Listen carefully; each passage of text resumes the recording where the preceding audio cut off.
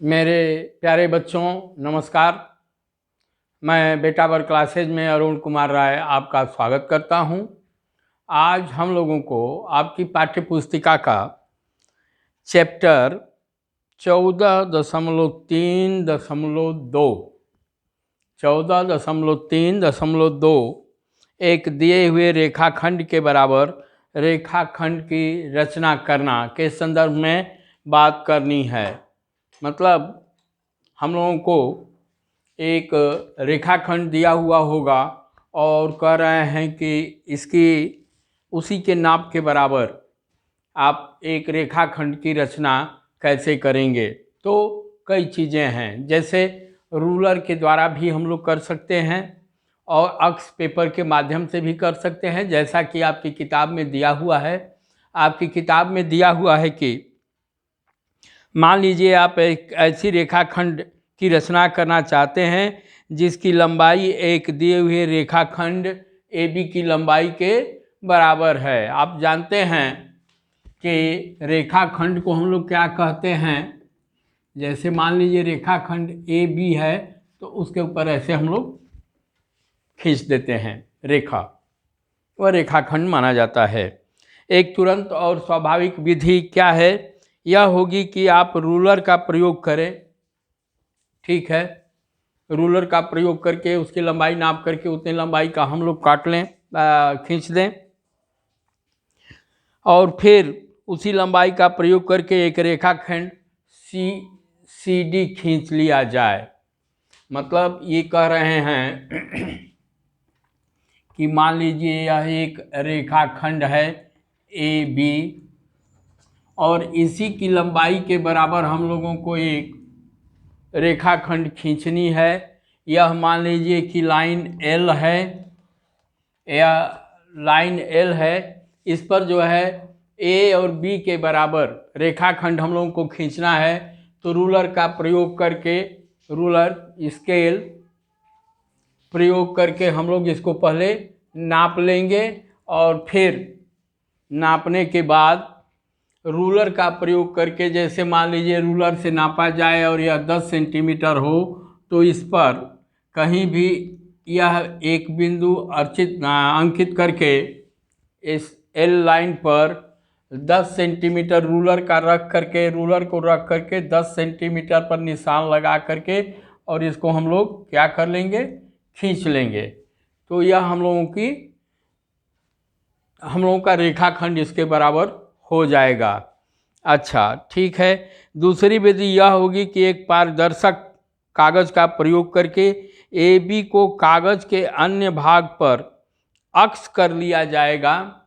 वह एक पारदर्शी पेपर मिलता है, बहुत पतला होता है, उसको इस पर रख लिया जाएगा और जैसे मान लीजिए उसको रख करके पेपर से इसको हम ढक लेंगे। या पारदर्शी होगा पेपर, या A जहाँ होगा A की पर बिंदु लगा लेंगे, चिन्ह लगा लेंगे, फिर B पर लगा लेंगे, थोड़ा पेंसिल से इस पर मार्क थोड़ा मोटा करेंगे और उसको पलट करके उसको जब दबा देंगे तो सादे पन्ने पर उसका निशान बन जाएगा। और इस प्रकार से हम लोग एक रेखाखंड की रचना कर लेंगे। लेकिन सबसे परफेक्ट विधि क्या है, प्रकार के माध्यम से रेखाखंड की रचना करना।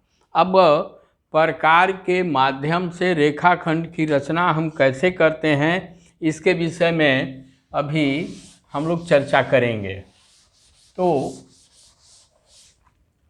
आपके सेट बॉक्स में प्रकार होता है, डिवाइडर होता है, रूलर होता है, तमाम चीज़ें होती हैं। तो उसमें हम लोग क्या करेंगे, जैसे मान लीजिए यह रेखाखंड की लंबाई है, यह मान लीजिए रेखाखंड AB है। क्या है, रेखाखंड A और B है। अच्छा, अब इसकी लंबाई के बराबर हम लोगों को रेखाखंड की रचना करनी है। इसकी लंबाई के बराबर हम लोगों को रेखाखंड की रचना करनी है। उसको कैसे किया जाएगा, प्रकार लेंगे, प्रकार लेंगे। उससे पहले रूलर के सहयोग से आप एक लंबी लाइन खींच लेंगे L, एक लंबी लाइन L खींच लेंगे और अब प्रकार के द्वारा प्रकार का नुकीला हिस्सा, एक तरफ नुकीला होता है और एक तरफ क्या होता है, पेंसिल को बांधा जाता है। तो इस A पर अथवा B पर जहाँ आपकी इच्छा हो वहाँ रखिए। मान लीजिए यह है और यह है, आप चाहे B पर रखिए चाहे A पर रखिए। उसके नुकीले हिस्से को, मान लीजिए आपने नुकीले हिस्से को A पर रखा और फिर आप अपने प्रकार को बढ़ाते जाइए और यहाँ तक बढ़ाइए कि उसका पेंसिल वाला हिस्सा ठीक B पर आकर के रुके। ठीक, अब जितना चाप आपने उस पर खींच लिया है, जितना उसको फैला लिया है, अब हमारा प्रयास यह रहना चाहिए कि न तो उसमें और दूरी बढ़े अथवा दूरी घटे। फिर हम लोग आ करके यहाँ पर मान लीजिए यह C है, A और B के बराबर हम लोगों को रेखा खींचनी है। यह C है, C पर नुकीला वाला हिस्सा रखेंगे और